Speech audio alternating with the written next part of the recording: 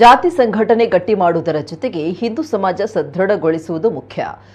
ಸವಿತ ಸಮಾಜ ಸಣ್ಣ ಸಮುದಾಯವಾಗಿದ್ದರೂ ಸಮಾಜ ಹಾಗೂ ದೇಶಕ್ಕೆ ತನ್ನದೇ ಕೊಡುಗೆ ನೀಡುತ್ತಾ ಇದ್ದು ದೇಶಭಕ್ತ ಸಮಾಜವಾಗಿದೆ ಅಂತ ವಿಧಾನ ಪರಿಷತ್ ಸದಸ್ಯ ಕಿಶೋರ್ ಕುಮಾರ್ ಬೊಟ್ಯಾಡಿ ಹೇಳಿದ್ದಾರೆ. ಸವಿತ ಸಮಾಜ ವಿವಿಧೋದ್ದೇಶ ಸೌಹಾರ್ದ ಸಹಕಾರಿ ಸಂಘ ವತಿಯಿಂದ ಅಂಬಲ್ಪಾಡಿ ರಾಷ್ಟ್ರೀಯ ಹೆದ್ದಾರಿ 66ರ ಸನಿಹದಲ್ಲಿರುವ ಜಿಲ್ಲಾ ಸವಿತ ಸಮಾಜ ಸಮುದಾಯ ಭವನದಲ್ಲಿ ನೂತನವಾಗಿ ಆರಂಭಗೊಂಡ ರಕ್ತ ಪರೀಕ್ಷಾ ಕೇಂದ್ರ ಸವಿತ ಡಯಾಗ್ನಾಸ್ಟಿಕ್ ಸೆಂಟರ್ ಉದ್ಘಾಟಿಸಿ ಅವರು ಮಾತನಾಡಿದರು. ಸರ್ಕಾರಿ ಆಸ್ಪತ್ರೆ ವೈದ್ಯಾಧಿಕಾರಿ ಡಾಕ್ಟರ್ ಎಚ್ ಅಶೋಕ್ ರಕ್ತ ಪರೀಕ್ಷಾ ಕೇಂದ್ರ ಉದ್ಘಾಟಿಸಿ ಸೌಹಾರ್ದ ಸಹಕಾರಿ ಸಂಘದ ಅಧ್ಯಕ್ಷ ನವೀನ್ ಚಂದ್ರ ಭಂಡಾರಿ ಮಣಿಪಾಲ ಅಧ್ಯಕ್ಷತೆ ವಹಿಸಿ ಮಾತನಾಡಿದರು.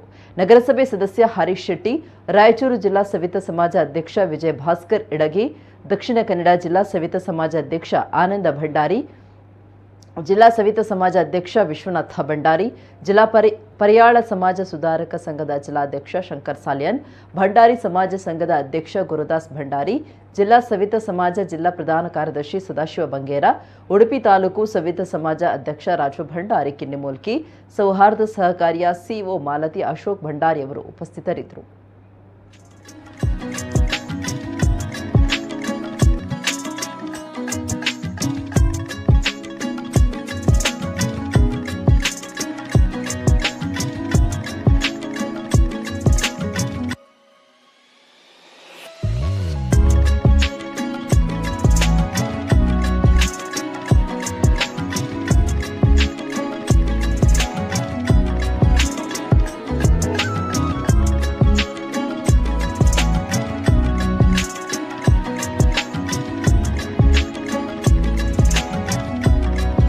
ಅಂಬಲಪಾಡಿ ಮತ್ತು ಸುತ್ತಮುತ್ತಿನ ಜನರಿಗೆ, ಯಾಕಂದರೆ ವೈದ್ಯರು ಇದ್ರ ಜೊತೆಯಲ್ಲಿ ಕೆಲವೊಂದು ಸೈನ್ಸು ಸಿಂಪ್ಟಮ್ಸು ನಾವು ನೋಡ್ತೀವಿ, ಅದನ್ನು ನಾವು ಕೋರಿಲೇಟ್ ಮಾಡುವುದು ಪ್ರಯೋಗಾಲಯದ ವರದಿ ಮೇಲೆ.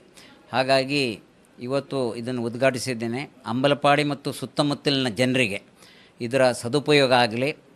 ರೋಗ ನಾನು ವೈದ್ಯನಾಗಿ ಕಾಯಿಲೆ ಜಾಸ್ತಿಯಾಗಿ ಅಂತ ಹೇಳಲಿಕ್ಕಾಗಲ್ಲ. ಈಗ ಆಲ್ರೆಡಿ ತಮಗೆ ಗೊತ್ತಿದೆ HMPV ಅಂತ ಒಂದು ವೈರಸ್ ಬಂದಿದೆ.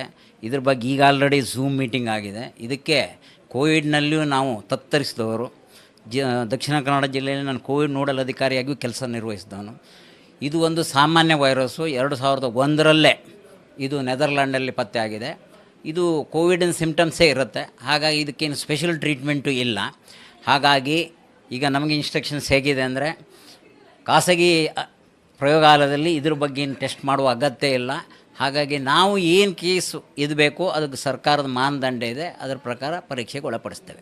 ಹಾಗಾಗಿ ಇವತ್ತು ಸವಿತ ಸಮಾಜ ಹಾಕ್ಕೊಂಡಂಥ